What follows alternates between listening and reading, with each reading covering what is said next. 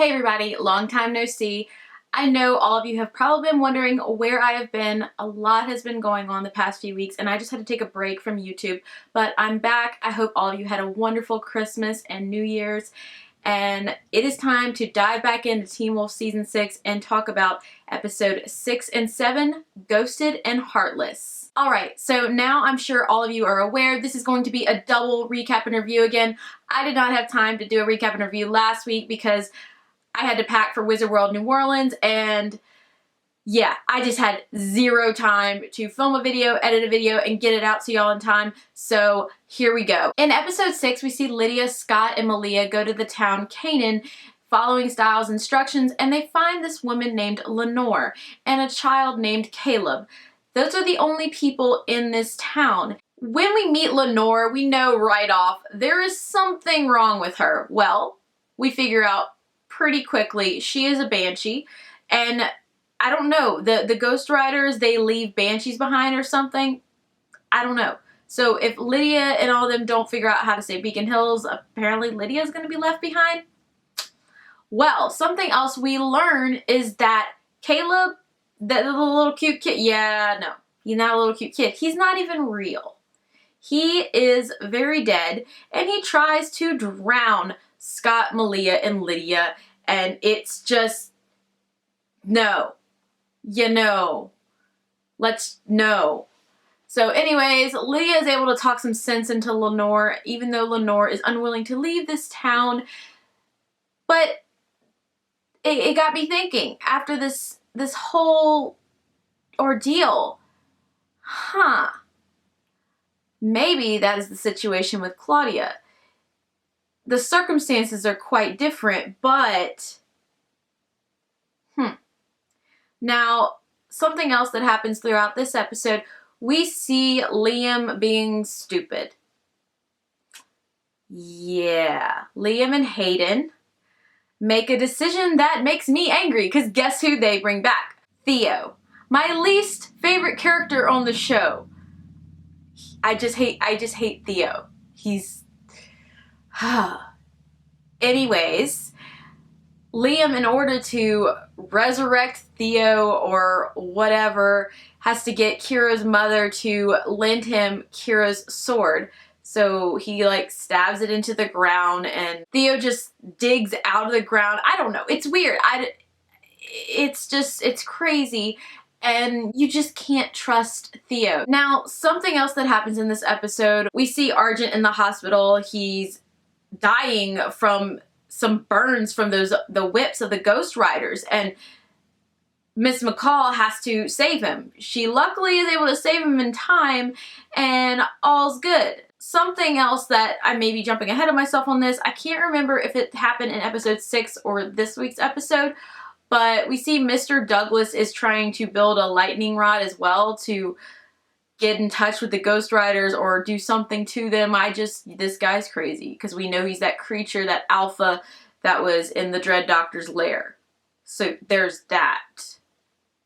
Yeah. Let's go ahead and jump on into episode 7, Heartless, and talk about all of the crazy that went down in this episode. I mean, there's a lot of crazy in this episode. This episode starts off pretty much right after Scott discovered that Liam brought Theo back in episode 6, and Scott just wants to kill Theo. He legit does. And Malia even attacks him, and there's that. There is that. If anybody's gonna kill Theo this time around, I think it's gonna be Malia.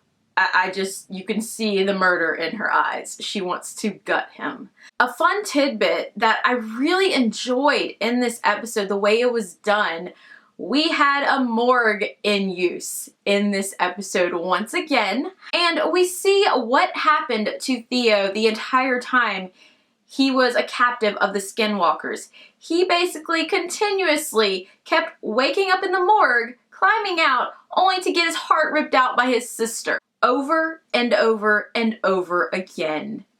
That's enough to drive someone even more mad than they already are.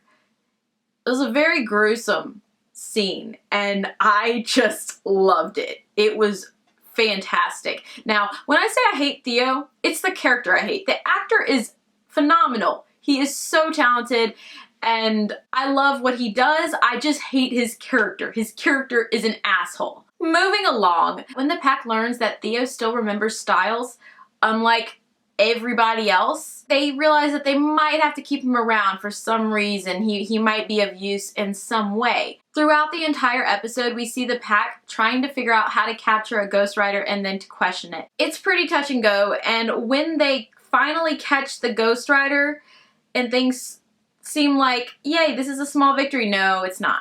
It is so not. Now, I'm gonna move away from that for just a moment and talk about Peter Hale. I freaking love Peter Hale. And we got another scene between Melissa McCall and Peter. Now, jump back, flashback to season 1, how Peter brought Melissa on a date.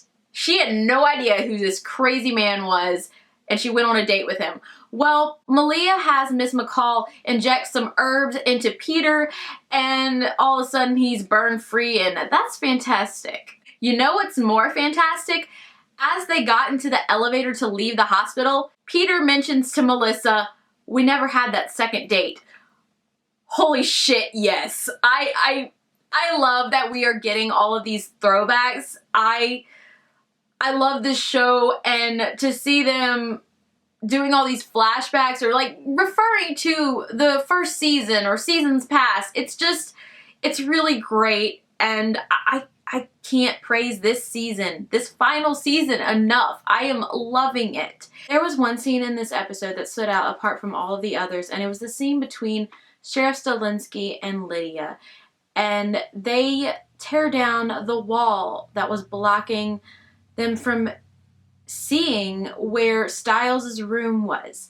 And it was a very emotional scene. Lydia was seeing remnants of Styles' life. It was appearing to her in her eyes, but the sheriff wasn't seeing it. He just didn't want to believe that such an important part of his life was erased. Even when Lydia found Styles' jersey, he didn't see it. It took a lot from Lydia to get him to even consider the fact that he had really had a son that was taken and erased from his life. And she even mentioned to him, and this was the part that I started to have more hope for this season, because explanations are happening. Whereas Lydia mentioned Lenore in Kanan, when it was revealed that Lenore's son Caleb was actually dead and that the Ghost Riders had kind of brought him back, but he's not really alive, I got into my mind that that was what Claudia was. And Sheriff Stalinsky doesn't want to believe that, because that's heartbreaking as well. That's like a knife to the chest. And so finally Lydia gets through to him, throws the jersey at him, he catches it, and it appears. And it's just one of those moments. It's one of those moments that stick with you. It's heart-wrenching. Now, let's head back to the Ghost Rider and the shitstorm that ensued after his capture. Bad idea, guys. Bad idea trying to capture this guy. It didn't do any good, but just piss him off mostly. They end up having to call in Parrish, the Hellhound, to try and chat it up with this Ghost Rider, because they can't understand what the hell he's saying. And yeah, it doesn't help. He in fact gets Parrish to get all Hellhound up, flame one, whatever, I don't know. But it looks like Parrish is about to let the Ghost Rider out. And yeah, no, that's not good. You know what else is not good? When Scott and Liam and everyone get him out of there, and Mr. Douglas shows up, and once Theo and him see each other, they recognize each other. Then Mr. Douglas gets Theo to get rid of the mountain ash and goes into the cage and kills the Ghost Rider and eats that piece of his brain and steals his whip. That's not good. That's not good, because you know what happens right after that? He uses the whip on Corey, and yeah. Not good at all. when Scott and them get back and see what has happened, they don't know what to do. It's a mess. During all of this as well, Peter went off to confront the Ghost Riders so Malia could escape. I'm going to give points for Peter there because, yeah, that was a good father moment. Good dad moment. Get dad points. Get dad points, Peter. I mean, they're rare, but that was one. That was a moment. I really enjoyed these 2 episodes. I cannot wait to see what happens next. I don't know what's gonna happen next. I hope we see Stiles again soon in the season. And that about wraps this up. If you enjoyed this video, don't forget to hit that subscribe button, like this video, and let me know what you thought about the episodes in the comments below. I will talk to y'all later. Bye, guys.